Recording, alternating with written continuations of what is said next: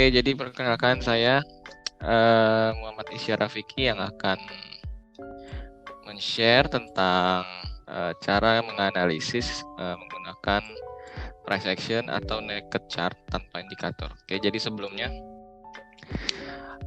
di sini saya akan baca risk disclosure and warning. Jadi mohon perhatikan, informasi yang akan saya berikan hanya sebagai saran umum atau educational purpose. Karena informasi atau saran yang diberikan hanya bertujuan untuk keperluan edukasi semata dan bukan financial advice bagi keperluan pribadi Anda. Kami tidak memberikan bantuan atau perencanaan investasi dengan imbal hasil yang dijanjikan apapun kepada trader. Oleh karena itu, setiap saat Anda harus mempertimbangkan kelayakan nasihat sebelum Anda bertindak lebih jauh. Forex, gold, dan indeks merupakan instrumen produk dengan leverage dan dapat menyebabkan risiko yang sangat tinggi dan tidak cocok untuk semua orang. Oke, jadi kerugian dapat melebihi deposit awal sehingga Anda harus merencanakan setiap transaksi pergerakan forex dan gold index untuk mempertimbangkan risiko terlebih dahulu guna memenuhi tujuan investasi yang ideal. Kami menyarankan Anda untuk mencari advisor secara mandiri. Strategi dan teknikal yang digunakan dalam presentasi ini hanya sebagai contoh. Kami menghimbau bahwa histori masa lalu tidak sepenuhnya menjamin dalam memprediksi secara akurat ke depan. Oke. Oke, jadi selama 1 jam ke depan kita akan belajar bareng. Oke, jadi judulnya cara profit trading dengan price action naked chart tanpa indikator. Ini pasti Bapak Ibu bingung ya, gimana caranya gitu tanpa indikator, dengan chart doang gitu, dengan candle. Oke, jadi semua itu ada caranya. Jadi nggak perlu ditakutin dulu di awal gitu kan. Gimana bisa Mas gitu, gimana bisa Pak gitu, trading tanpa indikator gitu. Ya bisa-bisa aja gitu. Ini yang akan kita pelajari. Oke, jadi price action itu apa? Jadi price action itu merupakan sebuah teknik menganalisa grafik harga atau sebuah skill set dalam melihat pergerakan harga dari sudut pandang analisa teknikal dan tanpa bantuan indikator sama sekali. Jadi yang kita perhatiin itu ya perilakunya. Action itu kan apa ya, gerakan-gerakannya gitu. Jadi melihat harga itu dari sudut teknikal tanpa harus dengan bantuan indikator itu juga bisa kok. Malahan gitu kan, ada beberapa aturan yang perlu dipahami oleh trader yang menggunakan price action gitu. Dan ada apa ya bahasanya, kayak quotes gitulah gitu bahasanya. Jadi sebaik-baiknya indikator itu adalah harga itu sendiri by anonymous trader. Oke. Nah, ini kalau mau kita nganalisis dengan price action itu sebenarnya apa aja yang diperluin. Jadi yang diperluin di sini minimal adalah tools ya, bukan indicator tapi tools. Gitu. Tools itu yang ngebantu kita. Oke, yang pertama trendline. Trendline ini di webinar sebelumnya udah pernah saya share ya. Di sebelumnya lagi malahan udah Fibonacci retracement. Jadi 2 tools ini adalah yang akan kita gunakan buat menganalisis price action tanpa indicator. Oke. Jadi trading itu atau menganalisis itu nggak perlu pakai indicator juga bisa kok. Oke. Next. Ini pola pergerakan dasar harga. Ini selalu di webinar saya. Ini pasti saya selipin satu slide ini. Jadi ABCD ini gerakan naik yang ya. A, B, C, D, G yang naik seperti ini gerakan naiknya. Jadi A, B, C, D yang seperti ini gerakan turunnya ya. Setiap saya webinar ini pasti diselipin supaya apa? Supaya hafal polanya. Oke. Jadi kalau dia naik ya dia naik turun naik turun naik turun. Nah ini nggak sampai di sini aja gitu loh. Jadi ini akan ada lanjutannya. Oke. Lanjutannya seperti apa? Oke, seperti ini. Jadi kalau kita lihat di sini ada yang namanya low, itu disingkat pakai huruf L aja ya. High-nya ini adalah high, jadi dia di sini adalah titik yang paling rendah di sini. Nah di sini adalah titik yang paling tinggi dari sini. Jadi dari poin A ke poin B ini kan dia rendahnya di sini, tingginya di sini. Nah ini kita kasih nama low dan high. Jadi satu tarikan garis ini low dan high. Oke, low, high. Oke, ngerti ya? Nah, begitu harga itu melakukan fase koreksi, dia kan akan melakukan penurunan. Nah, setelah dia turun, sini akan membentuk sebuah swing low atau biasa disebut sebagai higher low. Kenapa disebutnya higher low? Ini di sini istilahnya HL atau higher low. Oke. Karena dia membentuk low yang lebih tinggi dari low yang sebelumnya. Nah, dasar ini bisa kita gunakan juga untuk menggunakan kombinasi dengan indikator tuh juga bisa. Jadi low sama higher low ini di sini ini bisa kita pakai. Itu jadi buat digabungin sama indikator, misalkan mau pakai moving average, oh dia deket sama moving average-nya nih, ternyata dia untung higher low gitu. Tapi kalau pakai, tapi di sini kan enggak.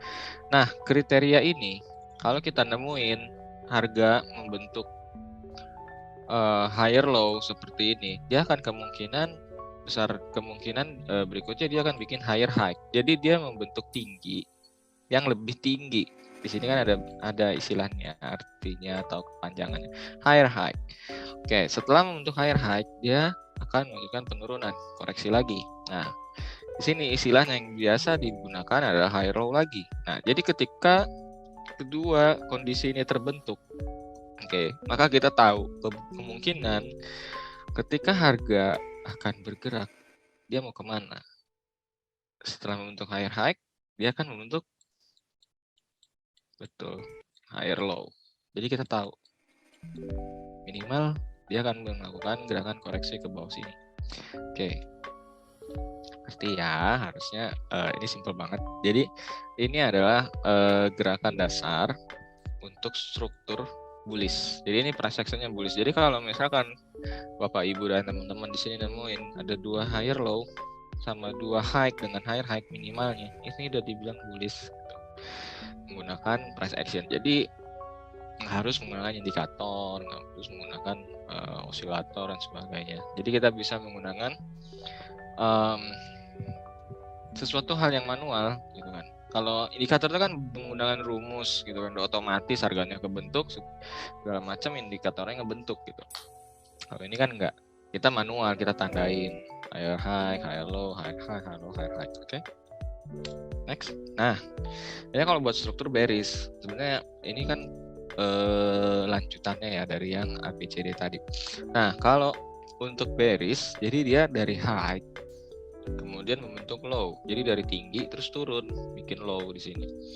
Nah, kemudian berikutnya di sini ada LH. LH ini apa? Lower high. Jadi dia membentuk puncak yang lebih rendah dari yang sebelumnya. Nah, jadi dia kan bikin puncak di sini nih, bikin ketinggian. Tapi tetap lebih rendah dari yang high yang di sini gitu. Jadi dia miring ke bawah gini. Oke. Nah, di sini ketika kita melihat dia membentuk high, dia membentuk low, membentuk lower high, lalu kemudian bikin LL, LL-nya adalah lower low. Jadi dia low yang lebih rendah dari low yang sebelumnya. Gitu. Jadi kan lebih rendah nih. Kalau ditarik garis dia miring. Oke. Kemudian setelah membuat lower low, apalagi berikutnya dia membentuk lower high. Oke. Nah, setelah lower high dia akan membentuk lower low lagi. Oke, berarti setelah ini kita tahu dong harga mau kemana. Harga membentuk lower high. Oke. Mudah-mudahan nggak terlalu berat ya. Harusnya sih ini mudah dicerna. Ini saya sudah membuat sesimpel mungkin. Oke, next slide. Nah, price action itu nggak sampai situ aja. Jadi kita mempunyai pemahaman di mana apabila kita kombinasikan dengan garis support dan resisten, jadi akan membentuk sebuah contoh seperti ini. Oke, di sini saya beri contoh. Kenapa harga berhenti membentuk high di sini? Karena bertemu dengan resistance, betul.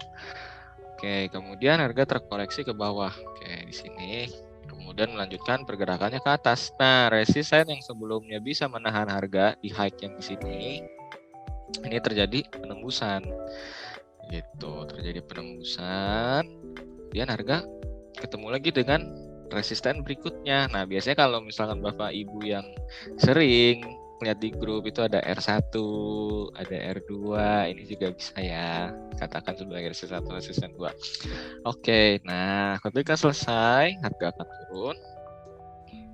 Oke, terkoreksi dan biasanya harga itu berhenti di resisten yang sebelumnya telah terjadi penembusan, tapi kita sudah melihat bahwa resisten tersebut sudah berubah menjadi support. Gitu. Jadi resisten yang telah ditembus kemudian akan dites kembali. Di sini akan terjadi pengetesan. Nah, setelah dites, oh ternyata tidak bisa turun lebih rendah dari sini, dari resisten yang terjadi penembusan, maka resisten tersebut telah valid menjadi support. Oke. Kemudian dan akan terjadi lagi seperti itu dan seterusnya. Sampai kapan? Sampai harga tidak membentuk higher low lagi. Tuh. Oke, ini untuk perspektif bullish ya. Jadi kita tahu, kita kan tadi udah belajar low, high, higher low, higher high, higher low, higher high. Berikutnya apa? Higher low. Setelah menjadi higher low, akan melanjutkan membuat higher high. Jadi ini kita dapat melihat sebuah perspektif ya. Ketika oh ini gelombangnya naik, cenderung naik. Jadi perspektif kita melihat harga itu harus seperti ini. Gitu. Price actionnya seperti ini untuk bullish. Oke, untuk perspektif bearish sama gitu. Jadi kalau misalkan turun seperti ini dari high, low, lower high, lower low, kemudian terjadi pengetesan di sini ya. Di sini kan harga berhenti di low sini karena bertemu dengan support di sini. Oke. Kemudian harga terkoreksi naik. Kemudian kita melihat bahwa support di sini sudah tidak kuat untuk menahan harga seperti yang reaksi yang sebelumnya ya. Kalau di sini kan supportnya masih kuat nih nahan harga terus melontarkan kembali lagi ke atas. Nah, ternyata yang kedua ini ditembus. Nah, kemudian setelah selesai dia akan mencoba pengetesan di sini. Oke, nah ini bisa jadi berubah menjadi resisten. Nah, ketika kita sudah menemukan bentuk atau reaksi yang seperti ini, nah ini kita bisa menggunakan analisa atau momen seperti ini untuk melakukan sell. Sama ya seperti yang sebelumnya itu kita juga bisa menggunakan momen ketika resisten ditembus kemudian dites lagi dan valid menjadi support, kita bisa gunakan momen tersebut untuk entry posisi buy. Oke, jadi itu perspektif bearishnya. Oke, nah sekarang gimana gunain Fibonacci retracement-nya? Jadi kita gunakan ya seperti biasanya di sini. Jadi kalau untuk yang bullish ini kita tariknya dari bawah ke atas. Nah, tariknya dari bawah ke atas. Di sini higher low itu harus berada di angka internalnya Fibonacci. Nah, angka internal Fibonacci ini yang depannya dimulai dari 0. Oke, jadi ini kita gunakan Fibonacci retracement untuk mengukur sampai seberapa jauh harga akan terkoreksi atau kira-kira higher low itu akan terbentuk di mana ya, di rasio berapa gitu. Oke. Jadi kalau ada yang bertanya kapan Fibonacci retracement-nya dipakai ya, ini dipakai di sini, fungsinya untuk ini. Oke. Nah, ini jadi bisa digunakan baik dalam kondisi strukturnya lagi bullish atau lagi bearish. Jadi kita bisa lihat ya perbedaannya di sini. Kalau kita tarik dari bawah ke atas seperti ini, nah ini kan angka internalnya akan berada di bawah ya. Jadi mulai dari yang kecil dulu, kemudian semakin membesar, semakin membesar, semakin membesar, semakin membesar, karena kita mencari koreksi turun untuk masuk buy. Sedangkan kalau lagi koreksi bearish, kita tariknya dari atas ke bawah, sini. Dari high ke low, dari low ke high. Sebenarnya kalau di slide di webinar sebelumnya itu nariknya dari A ke B, dari B ke C gitu, dibalik-balik aja. Yang penting ini ini juga sama mulainya, jadi dari kecil dulu ke besar, ke besar, ke besar, ke besar. Jadi angka internalnya harus mulai dari kecil dulu, kecil, besar, besar, besar. Nah lalu kita tungguin dia terkoreksinya sampai di rasio yang mana. Kalau di sini kan kasusnya dia di 50 ya, contoh case-nya di 50, sedangkan kalau yang bullish dia berhentinya di dekat sama ya. Ya, sama di 50 juga. Nah, Oke, jadi boleh dikotakin. Oke. Yang penting tahu fungsinya Fibonacci retracement itu kita buat mencari koreksi atau mencari kira-kira selesai koreksinya di sebelah mana gitu. Kita tungguin. Oke, next. Nah, tadi kan yang digunakan itu adalah trendline dan Fibonacci retracement. Nah, sekarang gini, kalau kita mau pakai trendline, ini kita tariknya, kita ketemuin antara low, higher low berikutnya. Jadi kita tahu sudut kemiringan di sini. Oke. Jadi sudut kemiringan di sini. Nah, ini ada sebabnya. Nah, kalau kita mau nge-buy itu pasti kita udah nungguin deket trendline. Jadi trendline kita tarik nih, low ketemuin sama higher low. Nah, perspektif bullish seperti di slide sebelumnya. Jadi kita gunakan perspektif bullish. Oh, saya mau nge-buy-nya tungguin sampai terjadi higher low. Oke, saya tarik dulu deh dari higher low sini ke higher high Fibonacci-nya. Kira-kira di mana? Oh, kira-kira di sini di 50% atau 0,5-nya Fibonacci. Nah, dari sini kita bisa melihat bahwa oh, ini kemungkinan koreksinya turun dulu ke bawah sini sampai trendline, baru dekat trendline saya baru mau masuk buy deh gitu. Oh, ternyata bertepatan dengan resisten sebelumnya di sini yang telah terjadi penembusan di sini. Oke, dan kemungkinan akan dites ulang. Nah, kurang lebih begitu untuk cara menganalisa ketika melihat ada perspektif bullish atau struktur bullish. Jadi kita bisa menggunakan Fibonacci dan trendline untuk mengkonfirmasi trend bullish tersebut untuk pair tersebut. Nah, lalu bagaimana ketika kita untuk mengukur take profitnya? Sama seperti pada webinar Fibonacci retracement ya. Jadi yang dari higher low garis yang dari higher low ini dipindah ke higher high. Kemudian yang dari garis higher high ini dipindah ke bawah sini. Nah, nanti akan terlihat angka eksternalnya akan ada di atas. Nah, itu yang bisa kita jadikan target untuk menentukan target take profitnya. Oke. Oke, ini juga sama ya. Kalau untuk perspektifnya ketika kita melihat price action-nya bearish, untuk penarikan trendline yang kita tarik adalah ini struktur lower high-nya. Jadi kita tarik trendline dari high, kemudian kita ketemu tempelin atau garisnya itu kita ketemuin antara lower high yang satu dengan yang lainnya. Jadi seperti ini. Jadi high, lower high ketemu. Nah, ketika dia dalam titik lower low di sini, kita tunggu dia naik dulu. Kita tunggu dia naik sampai ke lower high dan dekat dengan trendline, lalu kita bisa ukur menggunakan Fibonacci retracement. Jadi ketika selesai koreksi dan bertepatan dengan support sebelumnya yang telah ditembus dan terjadi pengetesan apakah support tersebut sudah berubah menjadi resisten, maka di situ kita bisa bersiap-siap mencoba untuk entry posisi sell gitu. Oke. Nah, jadi setelah kita menganalisa, lalu kita bikin plan kita mau take profitnya di mana gitu. Mau take profitnya menggunakan Fibonacci retracement boleh seperti ini. Kita menggunakan angka 1618-nya, atau kita mau menggunakan panjang dari lower high ke lower low untuk take profitnya seperti ini juga boleh.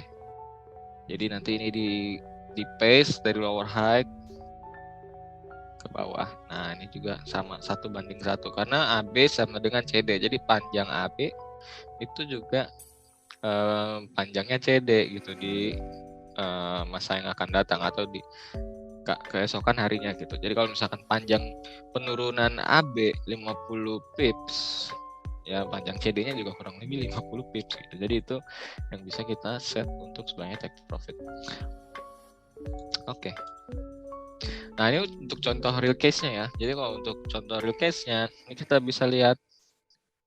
Oke. Ini adalah titik tertingginya. Ini kita mau tandain high boleh. Kemudian harga terjadi penurunan di sini. Ini low-nya. Oke. Terus harga naik lagi. Nah, naik lagi ke atas. tapi tetap tidak bisa setinggi high yang ini. Oke, maka di situ kita bisa memberi tanda bahwa oh, harga yang di sini dia berhenti, ini adalah lower high. Oke, dan seterusnya ya. Sini ada lower low karena lebih rendah dari low yang ini. Oke. Kita perhatikan bagian ini. Oke. Nah, selalu dia membentuk lower high. Jadi dia membentuk tinggi yang lebih rendah terus ke bawah. Terus dan kita memanfaatkan momen ketika lower high itu kita untuk entry sell. Nah, sini seperti ini. Tapi bisa juga ditembus, tapi bisa juga setelah itu dia kembali lagi ke bawah. Kalau kita lihat contoh di sini kan terjadi penembusan sedikit ya candlenya. Oke, jadi ini bisa jadi false break, bisa enggak gitu. Jadi kalau mau lebih make sure kita tunggu dia balik dulu ke dalam trend line-nya gitu. Karena trend line ini adalah sudut kemiringan yang kita gunakan sebagai patokan dia adalah resisten trend line karena harga sedang trending gitu. Jadi harga trending membentuk sebuah gerakan penurunan. Jadi bukan sideways gitu. Jadi kita menggunakan atau memanfaatkan kemiringan dari sebuah harga. Nah, bagaimana kalau lagi bullish? Nah, sekarang kita lihat juga case-nya di sini adalah case harga sedang bullish. Jadi kita lihat di sini ada low-nya, kemudian bentuk high-nya, bentuk higher low. Nah, kalau sudah membentuk dua higher low seperti ini kita bisa melakukan penarikan garis seperti ini. Nah, jadi kita bisa melihat high-nya di mana, higher low-nya di mana, higher high-nya di mana. Jika ini higher low dekat dengan trend line, dekat dengan dekat resisten yang berubah menjadi support. Nah, ini kita bisa berpotensi untuk mencoba membuka posisi buy seperti itu. Kira-kira kalau misalkan dia sudah melebihi dari high yang sebelumnya, maka dia akan berpotensi untuk higher high. Oke, nah kalau misalkan panjangnya sama seperti ini, kita copy paste ke atas ini 1:1 ya, kita bisa gunakan itu sebagai titik untuk take profit. Oke, that's it untuk slide-nya. Silahkan kalau Bapak Ibu dan teman-teman punya pertanyaan.